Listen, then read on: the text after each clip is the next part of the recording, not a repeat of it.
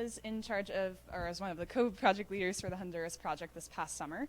So this was our second summer in Honduras. So just a quick little bit of background of what we did in 2015. So we were originally contacted by this organization called Un Mundo, and they wanted help on treating their gray water waste that they had just been dumping into the streets and into the river. So in 2015, we went and we worked in part of the village, and we implemented 2 of these treatment beds where we piped the water from the houses to these treatment beds. And yeah, so during the year, we were in communication with the village, and one thing that happened was they got this huge tropical storm, and you can see in these 2 pictures kind of how, so over here on the right is where the water level is usually, and this is where it rose to during the tropical storm. So there was a lot of damage to things. That pipeline frequently falls down, so that's actually part of the project that we'll be working on starting this next summer that we were originally planning on, which is water distribution system, working on that. But it caused a lot of damage to the gray water treatment systems that we worked on in the summer of 2015. So this summer, this past summer, we returned to kind of fix what went wrong with that and learn from the problems that happened over the years so that we could make it a better system, and also to expand it to treat all of the homes in the community, not just the lower half. So yeah, so over on the left, you can see they had been piping. So that little pipe that's in the corner is the pipeline for about 12 houses. They're gray water that had been going into one of the treatment beds that we worked on in 2015, and the treatment bed kind of got washed away in that huge storm. So they were piping it into a little dig out that they made, and also there was some problems with like locations of where we put some piping things that we didn't really know at the time was going to be a problem. So when we came back, we looked at that as well. So that's actually not a leak in the pipe. There's this pig house that the water coming out from there was pouring over it, but it was putting a lot of pressure on the pipe and pushing it down. Yeah, so this summer we worked on these gray water treatment systems again. We did 4 in total. We called them resumideros. That's a term that the community came up with. So they're vertical percolation treatment beds. So basically what happens, just a general overview, is that water goes through a couple layers of different layers of soil and sand and things, which filters out the bacteria, organic matter, anything that's in that water before it gets released back into the ecosystem. So you can see up in the left corner, we have to dig out these huge pits, which take a really long time because there's quite a few rocks and boulders in the area.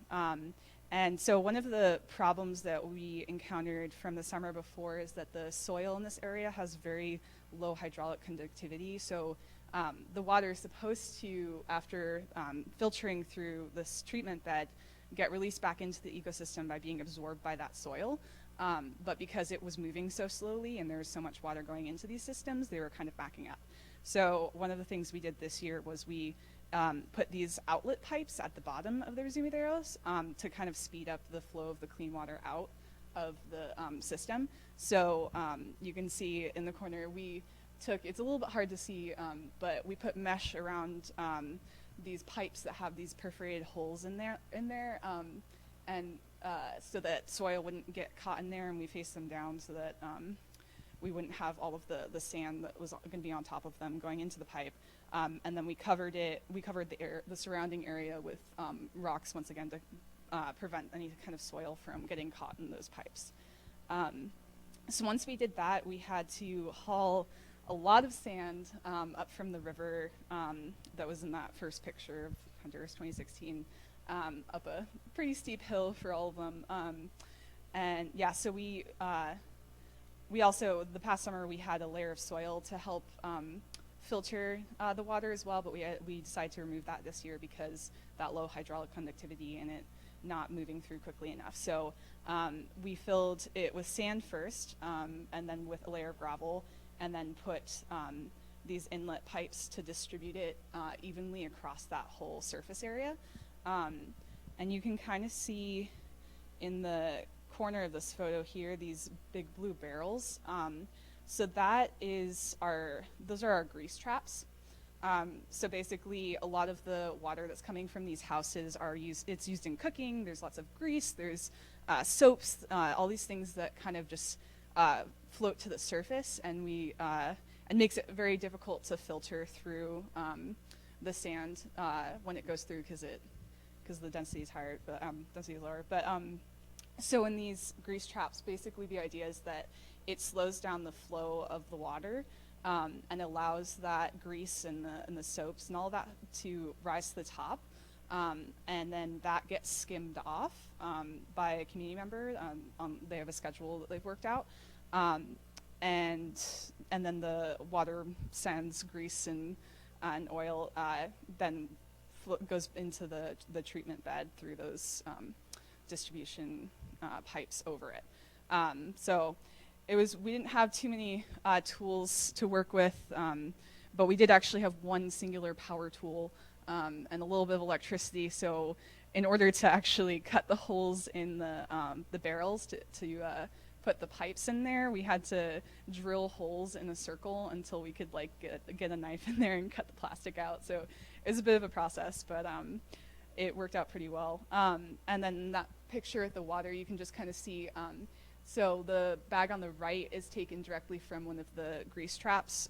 So that water you can see on the top of here.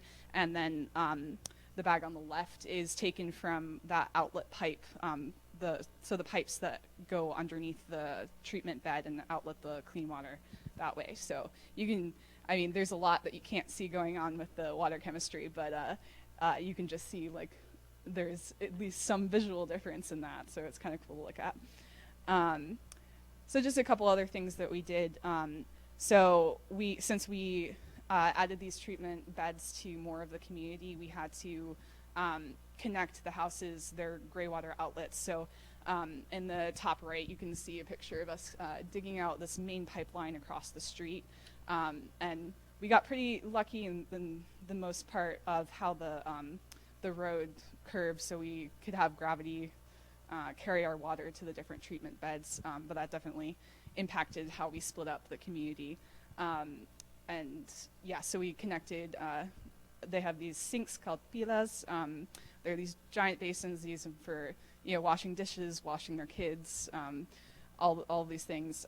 So those are usually hooked up to the gray water system, as well as showers and things like that. But there were some houses that didn't have any way to catch their gray water.